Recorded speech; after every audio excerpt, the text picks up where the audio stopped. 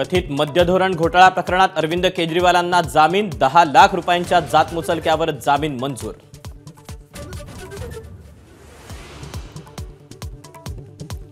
विदर्भातला महायुतीतला वाद चव्हाट्यावर, धनंजय मुंडे, दिलीप वळसे पाटील मविया नेत्यांना विचारून निर्णय घेत असल्याचा गंभीर आरोप।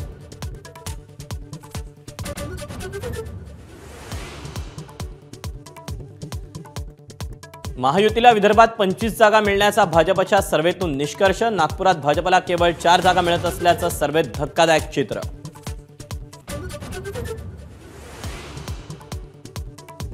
नागपूर ऑडी दुर्घटनेतला मद्यधुंद चालक अर्जुन हावरे आणि रोनित चिंतमवार निसटण्याची शक्यता, दोघांच्या रक्तात अल्कोहोलचं प्रमाण गुन्ह्यासाठी अपुरं।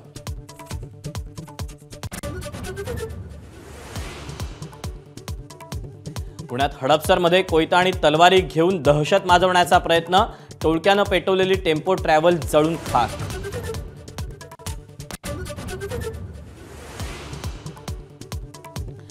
काँग्रेस प्रथमच 3 पातळ्यांवर जाहीरनामा करणार प्रसिद्ध, राज्य, जिल्हा आणि प्रत्येक उमेदवाराचा स्वतंत्र जाहीरनामा राहणार।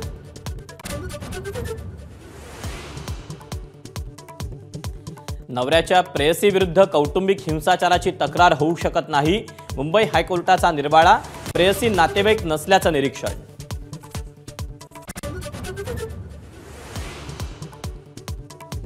आरोपींच्या घरावर बुलडोझर चालवणं म्हणजे कायद्यावरच बुलडोझर, सुप्रीम कोर्टानं सुनावलं, गुन्ह्यात सहभाग असला म्हणून कायदेशीर घरं पाडणार का, असा सुप्रीम कोर्टाचा सवाल।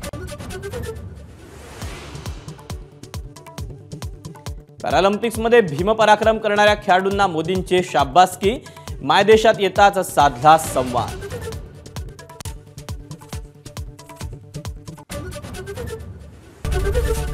एबीपी माझा, उघडा डोळे बघा नीट।